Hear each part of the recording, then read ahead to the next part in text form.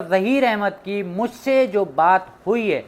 वो मैं बात आपके सामने यहाँ पर रखने जा रहा हूँ। और मेरा यहाँ पर ज़हीर अहमद की उस चैट को रखने का मकसद सिर्फ़ और सिर्फ ये है कि ज़हीर अहमद जो मेहदी अली काज़मी साहब को मुलाकात के लिए बुलाने के लिए बाबा कहकर पुकारता रहा, वो जब मुझसे बात कर रहा था तो मेहदी अली काज़मी साहब को किस नाम से वो पुकार रहा था और वो मेहदी अली काज़मी साहब के बारे में क्या सोच रखता है।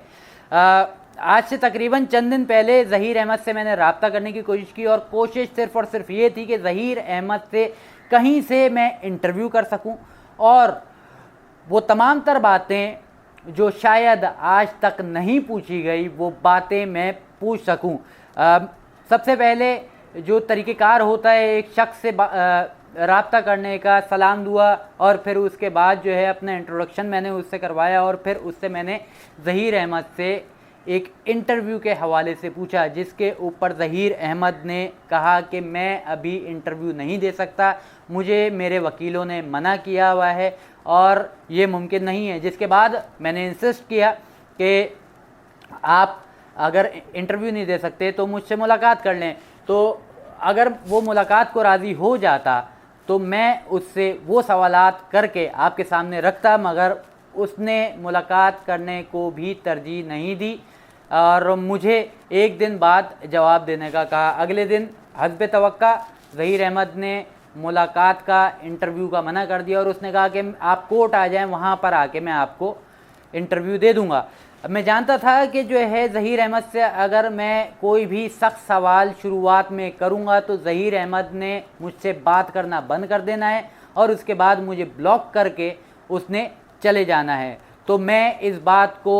नरम तरीके से आगे बढ़ाने की कोशिश कर रहा था। एक दिन गुज़रा, उसके बाद दूसरे दिन ज़हीर अहमद ने मना किया, फिर दूसरे दिन मैंने थोड़ी बहुत बात की, जिसके बाद मैंने ज़हीर अहमद से एक सवाल किया कि क्या आप समझते हैं कि आपको इंसाफ मिलेगा। जिसके बाद ज़हीर अहमद का जो जवाब था वो उसका जवाब ये था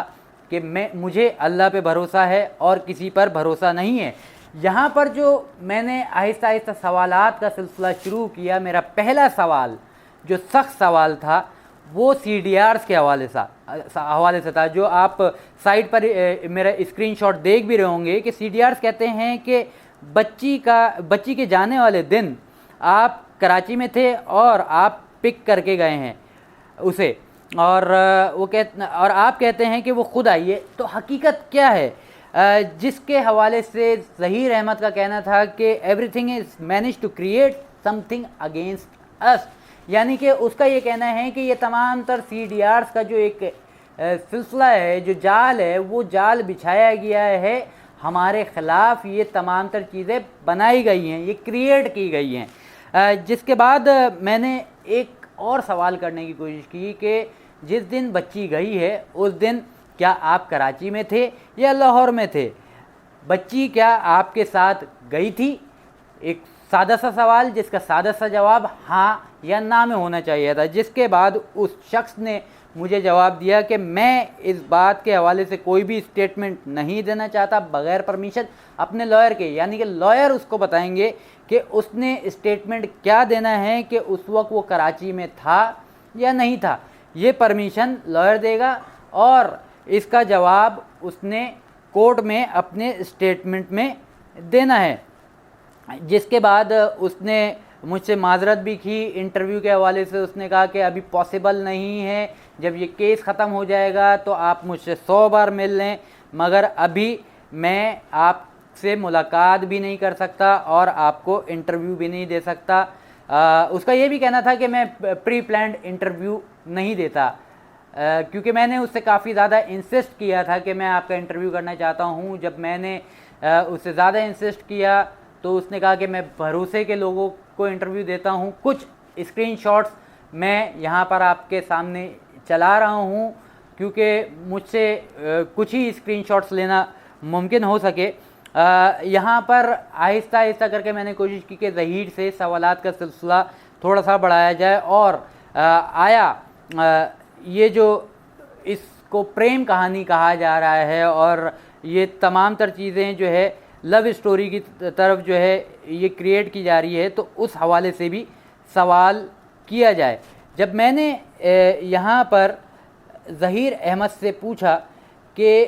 क्या ये वाकई लव मैरिज है,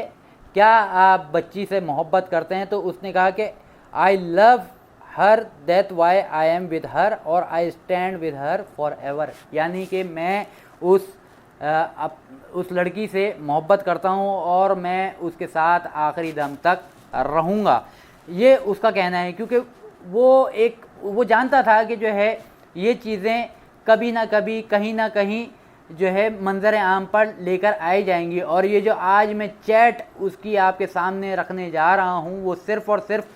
ज़हीर अहमद की परमिशन के बाद ही आपके सामने रख रहा हूँ, क्योंकि मैंने बाकायदा ज़हीर अहमद से पूछा था कि क्या मैं ये चैट लोगों के सामने लेकर आ सकता हूँ, तो ज़हीर अहमद ने कहा था कि ये आपकी मर्ज़ी है। अब थोड़ा सा आगे बढ़ते हैं कि जब थोड़े से मैंने सख्त सवाल यहाँ पर जो है करने शुरू किए, यहाँ पर ज़हीर अहमद का मेहदी अली काज़मी साहब को बाबा या अंकल या इस तरीके का कोई बात नहीं की। सबसे पहले तो उसने इंटरव्यू देने के लिए मना किया था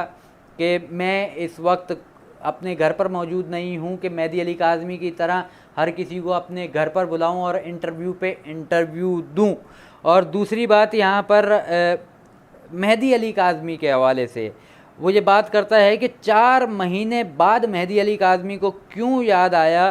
कि ये तमाम तर चीज़ें गलत हैं, यानी कि ज़हीर यहाँ पर पोर्ट्रे करने की कोशिश कर रहा है कि मेहदी अली काज़मी जो जागा है वो 4 महीने बाद जागा है और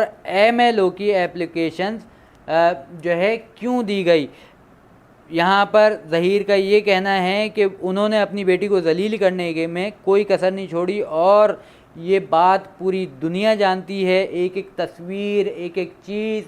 जो है वो तमाम तर चीज़ें वो दुनिया के सामने लेकर आए और यहाँ पर उन्होंने मेहदी अली काज़मी ने अपनी बेटी को यहाँ पर दुनिया के सामने लेकर आए हैं। तो और ज़हीर अहमद का ये भी कहना है कि अगर वो अपनी बच्ची से मिलना चाहते हैं तो बच्ची कराची में वो क्यों जाके नहीं मिल रहे, उनको किस बात का डर है। अच्छा, ये तमाम तर बातें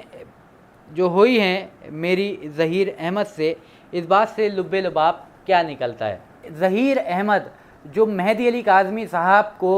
मुलाकात के लिए बुलाने के लिए बाबा कहकर पुकारता रहा, वो जब मुझसे बात कर रहा था तो मेहदी अली काज़मी साहब को किस नाम से वो पुकार रहा था और वो मेहदी अली काज़मी साहब के बारे में क्या सोच रखता है।